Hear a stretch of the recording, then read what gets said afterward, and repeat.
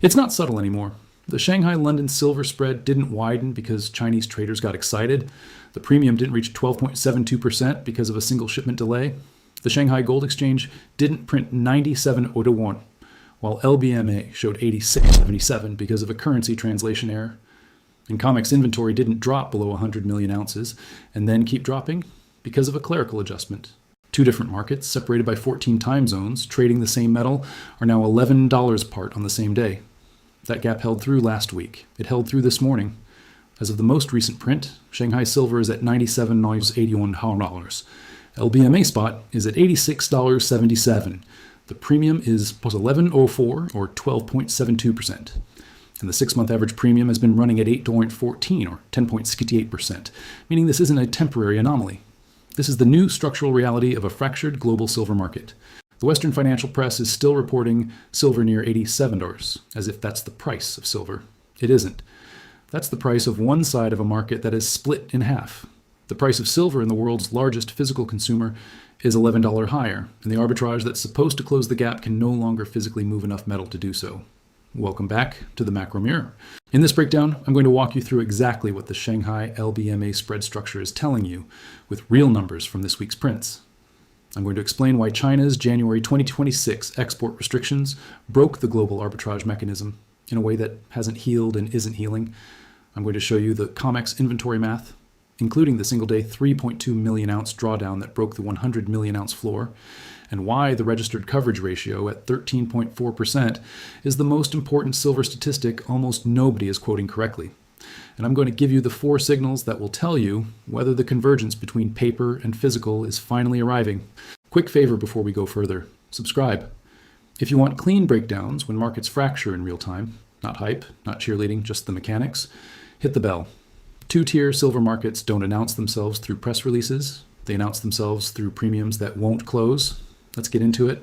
Let me start with the numbers, because the Shanghai-London divergence has become so explicit that it can no longer be explained away as friction or seasonality. As of the most recent print from Gold Silver AI's aggregator, Shanghai silver on the SGE is trading at $97.81 per ounce. LBMA Western spot is at $86.77. The premium is plus 12.72%, or $11.04 per ounce. The 6-month average premium has been $8.14 per ounce, or 10.68%. These are not isolated spikes. The maximum premium during 2026 reached even higher levels in late January when the export restrictions kicked in. Shanghai briefly traded $17 over LBMA at the peak of dislocation. The current $11 gap is the new normalized level, not the peak stress level. To put that in historical context, the Shanghai LBMA premium for most of 2020 through 2024 ran between 1% and 3%. A premium above 5% was considered noteworthy. A premium above 8% was a stress signal. Above 10% was unprecedented. The market has been running at 10 to 13% for months. The structural premium has fundamentally reset to a higher floor, and the only mechanism that historically compressed these spreads, physical arbitrage through bullion shipments, has been administratively disabled. China implemented strategic silver export restrictions on January 1st, 2026. The policy reclassified silver as a strategic material requiring export licenses, with only 44 state-approved companies authorized to ship metal out of the country. The legal mechanism exists, but the practical effect is that the volume of silver that can be moved out of China has collapsed to a fraction of pre-restriction levels. Western buyers who would normally arbitrage the spread by buying SGE cheap silver and shipping it to high premium markets can no longer do that trade. The arbitrage that should close the gap can't physically operate. Meanwhile, China's silver imports have been accelerating.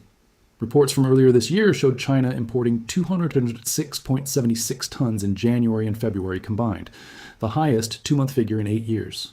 February alone hit 470 tons. The picture is unambiguous. While Western buyers can't easily extract silver from China, Chinese demand is pulling silver in from every other source it can access. The trade is one directional. Silver flows east, the premium widens. So here's the first lesson. When the largest physical consumer of a strategic metal implements export controls while simultaneously accelerating imports, the global market doesn't adjust through arbitrage. The global market fractures into 2 pricing regimes. The Western paper price becomes a reference for instruments that promise silver. The Eastern physical price becomes the actual cost of buying metal that exists. Goldman Sachs warned in a recent research note that this licensing system could transform the global silver market from an integrated system into isolated regional inventories. That fragmentation is no longer theoretical. It's happening in real time, and the $11 premium is the data that proves it. Let me get more concrete about why the gap won't close. Because the arbitrage doesn't work sounds abstract until you understand who's trying to do the trade and what's blocking them. Picture a senior bullion trader at a major Swiss bank, Tuesday morning, May 7th, 2026. He arrives at his terminal at 7:18 a.m. Zurich time and pulls up the cross-market silver feed. Shanghai 97.81, LBMA 86.7, $11 per ounce. On a 500,000 ounce trade, well within his desk's normal capacity, that's a $5.5 million arbitrage. He has executed similar trades hundreds of times over 15 years. The mechanics are routine. Short LBMA forward, take delivery from the SGE, ship the metal east, capture the spread. He picks up the phone to his Shanghai counterparty to arrange the physical leg. The conversation lasts 6 minutes. His counterparty explains, patiently, that the export license required to ship the volume he wants to move would take 8 to 10 weeks to process under current administrative bottlenecks. The maximum volume that could be approved would be approximately 60,000 ounces, about 12% of what he wanted to trade. The total cost of the bureaucratic compliance, plus shipping, plus insurance, plus the currency hedge over the 8 to 10 week window would consume most of the spread. By the time the metal physically moved, the arbitrage might be closed by market action anyway. He hangs up. He runs the same call to 2 other Chinese counterparties to verify. Same answer. He files a memo to his risk committee explaining why an $11 spread that would have closed in days during 2023 is now sitting open and growing. By the time he leaves the office Tuesday evening, the spread has actually widened slightly. By Friday, every bullion desk in Europe has run the same exercise and gotten the same outcome. The arbitrage is structurally disabled, not just temporarily impaired. The premium will hold until either Chinese policy changes or Western prices rise to converge with Asian physical reality. That's the mechanical reality underneath the abstract concept of a fractured silver market. It's a phone call that used to result in a profitable trade and now results in an internal memo across every major bullion desk every week for 5 months and counting. So here's the second lesson. The Shanghai premium isn't a temporary distortion that will mean revert. It's the new equilibrium level for a market where the supply chain between regions has been severed. As long as the export licensing system remains in place, the 2 prices represent 2 different markets. The premium is the visible measure of the divergence. The actual divergence, measured in tons of silver that can no longer freely move between regions, is much larger.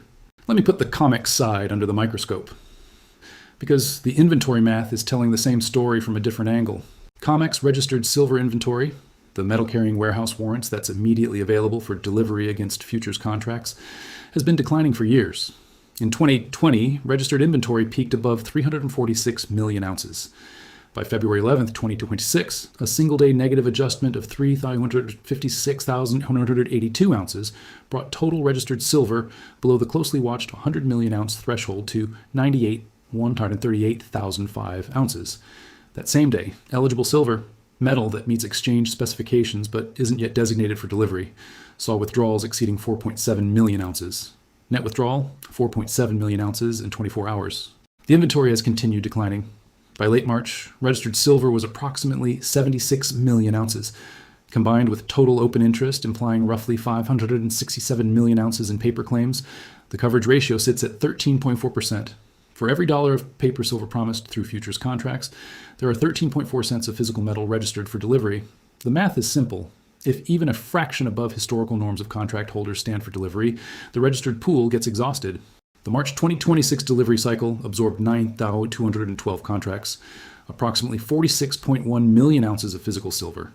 That single delivery month consumed 60.6% of the registered stock that existed at the start of the cycle.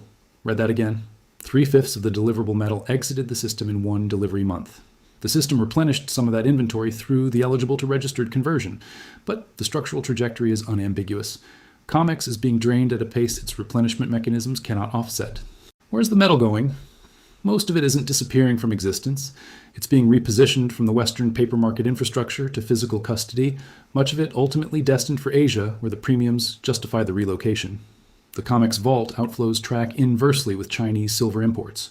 The metal leaves New York warehouses and ends up, after various intermediaries, in Chinese industrial supply chains, Indian jewelry markets, or sovereign reserves of nations diversifying away from dollar-denominated assets. In October 2025, Shanghai silver vaults posted their largest weekly outflow ever, 257 tons in a single week, dragging inventories to 663 tons, 21.3 million ounces, the lowest level in 21 months. 43% of stored silver vanished in 2 weeks. Meanwhile, COMEX recorded 14 consecutive days of outflows totaling 33.9 million ounces, the longest continuous drawdown streak in nearly a decade. The two markets aren't separate stories. They're the same story told from opposite sides of the Pacific. Now let me put the historical pattern under a microscope, because the kind of bifurcation we're watching has happened before in commodities, and the precedent is specific. In 2021 and 2022, the global lithium market experienced a similar bifurcation. Chinese lithium prices, particularly for battery-grade lithium carbonate, ran at substantial premiums to Western benchmark prices for an extended period. The cause was structurally similar: concentrated downstream demand in China, supply chain logistics that favored regional flows, and a paper market price discovery mechanism in Western exchanges that diverged from the actual physical price Chinese buyers were paying. The Western benchmark, the LME contract, ultimately lost relevance as a price discovery mechanism. By 2023, traders increasingly priced lithium off the Asian physical market, rather than the Western paper benchmark. The exchange itself didn't break, it just became less authoritative. Rare earth elements followed a similar trajectory. Chinese export restrictions on rare earths in 2010, in response to a diplomatic dispute with Japan, fragmented global pricing for several years. Western users paid premiums of 50 to 100% over Chinese domestic prices for certain elements. The arbitrage mechanism couldn't operate effectively because the metal itself was administratively restricted. The pricing regime fractured. It took years to normalize, and even then, the dual-track pricing structure left durable scars on the market. Silver, in 2026, is following the same pattern with much higher stakes. Silver is more liquid than lithium or rare earths, more deeply integrated into global financial markets, and has thousands of years of history as a monetary asset. The fracture of its global pricing regime, if it persists, has implications well beyond the commodity itself. The Western paper market silver price, if it can't deliver physical metal at the quoted price, eventually becomes a financial reference rather than a physical price. The Eastern physical price becomes the true cost of silver. The two are converging, not through arbitrage, but through Western prices rising to meet Eastern physical reality. That convergence is exactly what's happening at $87. Silver Western spot has risen substantially through April. Shanghai has stayed elevated. The gap has narrowed slightly in percentage terms, while absolute prices have moved higher on both sides. The convergence is occurring just through a higher everything path rather than through Eastern prices falling. Is that proof of further convergence ahead? No. The Chinese policy could change. Western inventories could refill if industrial demand softens. Geopolitical de-escalation could restore arbitrage flows. None of those scenarios is currently visible on the calendar, but they're not impossible. What's clear is that the structural conditions for continued convergence are intact, and the asymmetry, Eastern physical at $98, Western paper at $87 with COMEX coverage at 13.4%, argues for continued pressure on Western prices rather than retracement. Let me give you the bear case fairly, because intellectual honesty separates this analysis from the noise. The bear case on continued Western silver appreciation rests on several real possibilities. Industrial demand could weaken if the global economy enters the stagflationary recession JP Morgan's oil analysis is modeling. Solar manufacturing could accelerate its transition to copper-based cells, reducing silver intensity per panel. Chinese export restrictions could be eased through diplomatic engagement, restoring some arbitrage capacity. The Federal Reserve could engineer a soft landing that strengthens the dollar and pressures dollar-denominated commodities. And the most bearish forecasts on the LBMA analyst panel, Bart Mellick at TD Securities targeting 44.25, represent the view that the entire 2025-2026 silver run was speculative excess that will retrace. These are real arguments. They might be right. The technical chart shows the 50-day exponential moving average around $80 actively capping rallies for most of the past quarter. A weekly close below $75 would invalidate much of the bull case. Industrial demand substitution is a slow-moving but real threat to long-term silver pricing fundamentals. What the bear case doesn't disprove is the structural setup. The Shanghai premium can stay elevated even if industrial demand softens, because the Chinese strategic stockpiling continues. The export restrictions don't reverse easily because they're tied to national security framing, not market policy. The 13.4% coverage ratio doesn't improve through demand weakness. It improves through inventory replenishment, which can only happen through new mine supply or returned metal, neither of which is materializing at the required pace. So ask yourself, when Shanghai is at $97.81 LBMA at 86.77. COMEX registered inventory at 76 million ounces with 13.4% coverage. March delivery absorbed 68.6% of the registered pool in 1 month. Chinese imports at 8-year highs. Goldman Sachs warning openly about market fragmentation. And the export restriction policy in place with no diplomatic pathway to reversal. What does the current and 87 ADA dollar Western spot price represent? Fair value? Or the visible portion of a market where the true price discovery is happening on the other side of the Pacific? Now let's read the current action like a forensic report. The forensic case for continued pressure is built on signals that are pointing the same direction. Shanghai vault inventories have continued to drain through the entire 2026 period. COMEX registered silver has continued to draw down, despite the price correction from January highs. The lease rate structure has remained elevated, with implied lease costs running at 7 to 8% during stress periods, historically a screaming signal of physical scarcity. The premium structure has held above historical normal ranges for 5 consecutive months. Chinese silver imports have not slowed. The export restrictions have not been modified. You would also expect, in a market where the physical pressure was easing, for the institutional research desks to be revising fragmentation warnings downward. They haven't. Goldman Sachs has continued to publish concerns about regional market isolation. Bank of America's bull case at $135,309 remains unchanged. Citi's stress targets at $150 to $170 are intact. The institutional consensus has not turned. The bear case is loud but increasingly isolated to forecasters who don't track physical flows. So here's the cliffhanger. The Shanghai LBMA spread is the data that tells you whether convergence is happening through Eastern prices falling or Western prices rising. The current trajectory, both prices rising, Shanghai maintaining its premium, is the structural setup for continued Western appreciation. If LBMA breaks above $90 cleanly, the next leg toward the January high near 121 reactivates. If Shanghai breaks above $100 for the first time on a sustained basis, the regional pricing regime fragmentation becomes undeniable. Both outcomes argue for higher prices, not lower. The risk is timing, not direction. Let me put the macro context around it. Because silver doesn't trade in isolation. Gold is at approximately $4,738. Central bank gold buying continues at 850-ton annual pace. The Federal Reserve is in transition with Powell's term ending May 15th. Kevin Warsh's confirmation path is open. The Strait of Hormuz disruption has produced the largest oil supply shock in recorded history. The fiscal deficit is $1.9 trillion. National debt is $39 trillion. Net interest exceeds $1 trillion. The Trump administration is openly demanding rate cuts. Every macro factor compounds the case for monetary metal repricing rather than offsets it. Here are the 4 signals that matter more than any headline you'll read this week. 1.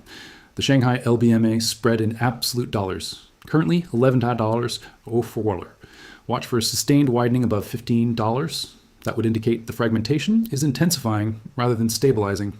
A narrowing below $5 would suggest some arbitrage is restoring or Chinese demand is moderating. Either direction has clear implications. 2.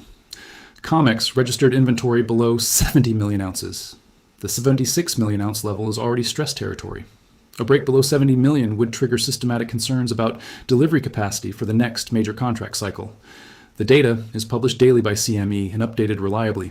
3. Chinese silver import data, monthly. The 206.76-ton January-February figure was an 8-year high. Watch for sustained monthly imports above 100 tons through Q2. If imports remain elevated, the structural draw on global supply continues. If imports slow toward 50 tons monthly, some pressure is easing. 4. LBMA spot above $90. The 50-day moving average has capped rallies repeatedly.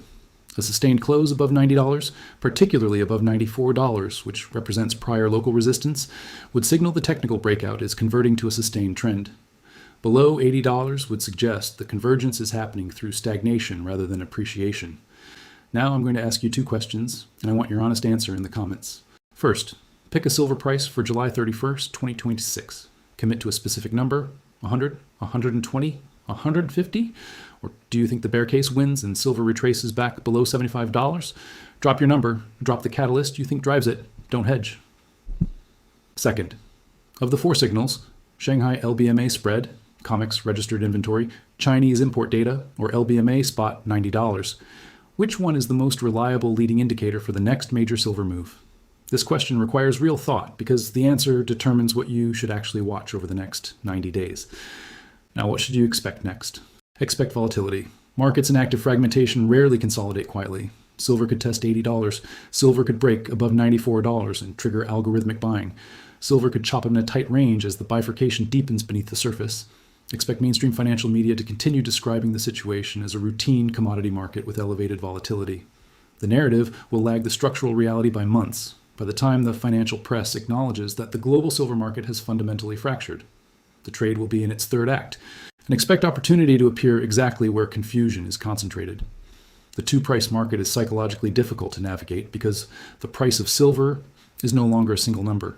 The investors who understand that they should watch both prices and the spread between them will navigate this regime change.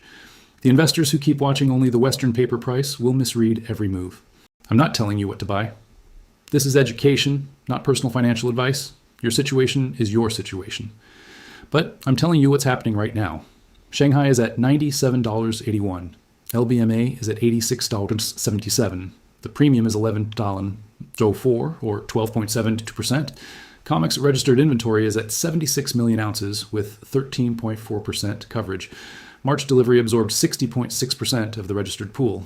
Chinese imports are at 8-year highs. The export restrictions are in place. The arbitrage is broken. The fragmentation is structural. And the financial press is still reporting silver at $87, as if that's the whole story. Amateurs watch one price. Pros watch two prices and the spread.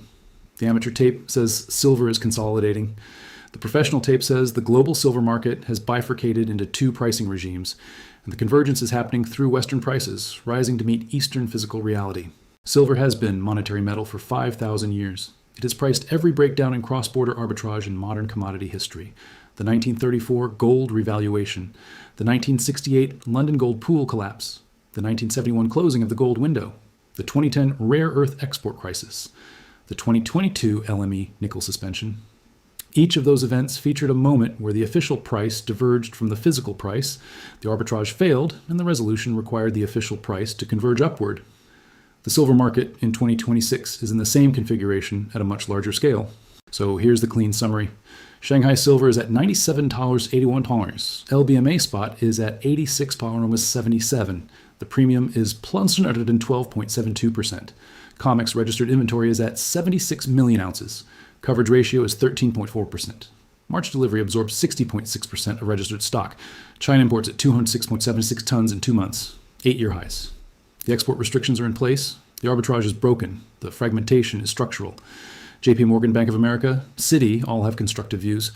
Goldman Sachs is openly warning about regional market isolation. And the convergence is happening through Western appreciation, not Eastern retracement. This is where the serious holders of monetary assets separate from the tourists. The tourists watch one price.